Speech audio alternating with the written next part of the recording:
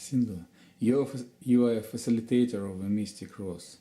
Could you please tell more about the processes and about what you usually do during this beautiful meditation given us by Osha? Yes, Mystic Rose is one of the most beautiful meditative therapy given by Osho. He said, Buddha gave Vipassana to the world, and this is my contribution to the world. And he said, if I would like each of my people to do Mystic Rose, and he said, if a person goes through Mystic Rose process, then on this planet there will be no wars. This planet can be saved from destruction and violence. And what is the root of violence? What is the root of destruction? Is these unexpressed emotions. And Mystic Rose is a meditative therapy, so it's meditation and therapy. That means it's a group process, so the process works collectively in a group. It's an energy group process, but as well as it's a meditation, so each individual is in its own self. It's a 21-day process and divided into 3 parts. So the first 7 days is about laughter. So it's expressing our repressed emotion of laughter, of joy. Laughter, Osho says, is the first layer which is repressed. As children, we are full of joy, but we are not allowed to express our laughter. So we repress it. And the second layer is of sadness, of tears, which is even more deeper, the pain. And Osho says, it's for lives that you've been holding on to this pain. So the next 7 days we go through our pain. And the last week is about the silence week, the watcher on the hill. So whatever these emotions are, we just sit silently and we watch these emotions. So each day we meet for about 3 hours. And Osho says, man is born a seed. That's why the name Mystic Rose. And we need to give it the right nourishment, the right nutrition, so that the seed, this potential of a human being, can flower, can blossom.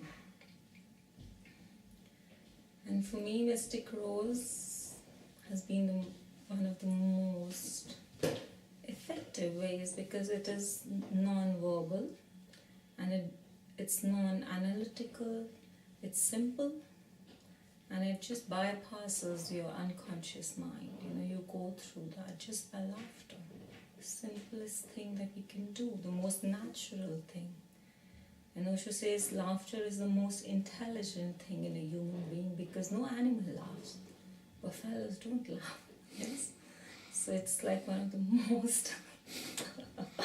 most intelligent thing that only a human being has. And many Zen masters, when they got enlightened, they just laughed. So existence is like a cosmic joke. Yes, and my experience is that I feel much more alive, much more fresh after a Mystic Rose. And it's like you reconnect to this innocence, this childlike innocence that we're all born with. And this freshness, this vitality.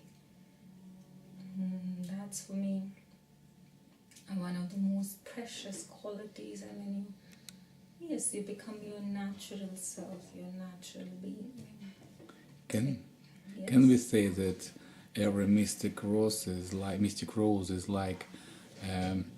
reborn, is like a newborn baby, newborn child in every person. It's like being born again. It's like a rebirth, and that's my experience. And when people come and we share mystic roles together, and their experience too, when I hear it from people, they are different. Many people, they say, I've clicked my picture before Mystic Rose, and when I click my picture after Mystic Rose, different persons.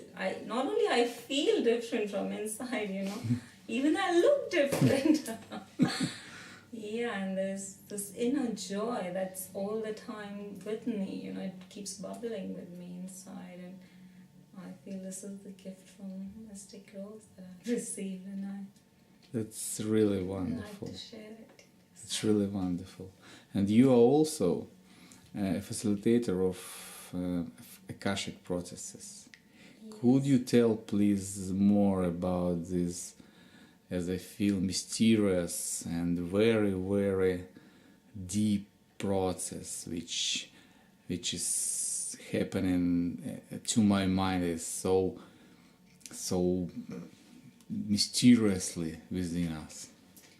Yes, so Akashic process is very individual. So in Akashic processes, I work with each individual. And it's again a very deep process and very complementary to Mystic Rose. So Akashic process again comes from an insight from Osho, which he gave to his dentist, Swami Devagit, from whom I received this process. So he said, he called him once in the middle of the night, and he said, I see people meditating here, they are with me for years, but most of the people, they cannot go deep into their meditation, or they cannot really, they want to change, they want to change the way they feel, they want to change their lives, transform. That change is not happening so quickly. So he said, because these memories, he said, our teeth are made of crystals, and crystals, they're crystalline in nature, and even our bones are made of crystals. And crystals have the capacity to hold information. So he said our body acts like an archive of memories, of, you can say, the Akashic records that they say, the journey of the evolution of our soul. So he said, you can find a way to access these memories, and once these memories are accessed, the energy which is stuck there, the psycho-emotional energy which has not been expressed, which acts like cysts as wounds, it can be released. And once it's released, so the body, mind, soul harmony happens, and authentic transformation can happen to an individual. So as I have experienced it, it's like a fast track, and but this is done individually, and it's a set of 13 sessions. That's the first Akashic process, wherein we are accessing your personal unconscious mind, and so it's about 13 sessions, about 2 hours each. And yeah, so that's given individually. So when you telling me about Akashic, you meant that it's a ascending transformation. Could you tell, please, more about this ascending? What do you mean by saying ascending transformation? What does it mean? By authentic, what I mean is my experience is it goes to places where all other therapy has not gone, because that's my experience. And also people who have done this process have come with me. I've had people who have been in the spiritual growth, as you say, for last 30 years, 25 years who've been meditating, but they feel stuck in their meditation. They feel initially when they started, something started happening, some change happened, but that was just at some level. And then it was almost like a plateau, and then for years they felt that their meditation had not gone to that place, or what they were searching for, that source of your inner joy, of your real self, that had not happened for them. And once they had Akashics, it's a simple and effective way, but it reached to those places that immediately their meditation changed. You know, the way they felt about themselves, their bodies changed. You know, the whole, so much more life energy, which is like wrapped up in those stuff from the past, and it's released. That life energy is available for you. And that is one of the insights that Osho gave to Devagita. He said, like, I want enlightened people, living enlightened people on this earth, living Buddhas, so that this earth becomes a beautiful place to live in, you know, love, enjoy. These are the qualities that are there on the earth, in peace, not war, you know. So that's why he said a body has to be prepared for this energy to come in people, you know, for enlightenment to happen. So it's like a preparation. Once we release that, then the body is open, clear, the energy is flowing, and more new energy can come into your body. It's a very deep process, and for me, yes, fast track to your spiritual growth. I mean, that's the best way to describe it. And the first level is the set of 13, and then in the next levels you can go much deeper beyond. So you can trace back the journey of your whole soul. So the second process, you can go back to your animal lives, your collective unconscious, and then super unconscious. And at the same time, you are reaching to the layers of your superconscious mind, which is your personal superconscious in the first process, and then the second, it's your collective superconscious. So there are many resources that we have which are dormant.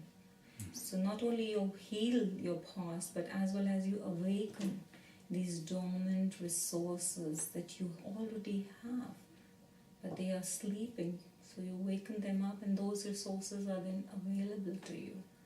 And then you can use them to realize your potential, to live the life that you really want to live. Yes. And as I see it, all these three layers of awareness, collective unconscious, it happens during the Akashic process. Yes. All of them, three. So the three layers. So the first process, which is of 13 sessions, which is your personal unconscious mind. Mm-hmm. So, you know, for accessing the deeper layers, first you need to clear your personal psycho-emotional issues, which are from this life and past lives, what you're carrying. And then that's the second Akashic process, which has 10 sessions. And like that, we have 7 Akashic processes. Actually, you can go back to life, and it was, life, and it wasn't started in the biological form on Earth, and you can have experiences of the cosmos and how there is consciousness in everything, you know. It sounds and amazing. It's like the macrocosmic and the microcosmic. Your awareness can travel, and it's like such I say honing of awareness and toning of your awareness and sharpening of your awareness. That's my experience. That's how it happened for me, and you know, that's how I've seen it happening for people, that your awareness rises, at the same time this relaxation that you feel inside, because there's nothing bothering you now, you know, that stuff is clear, the water is clear inside. So there is this depth of the ocean that you feel. At the same time, the flight of the bird, you know, of the sky, you're flying high and at the same time so deep.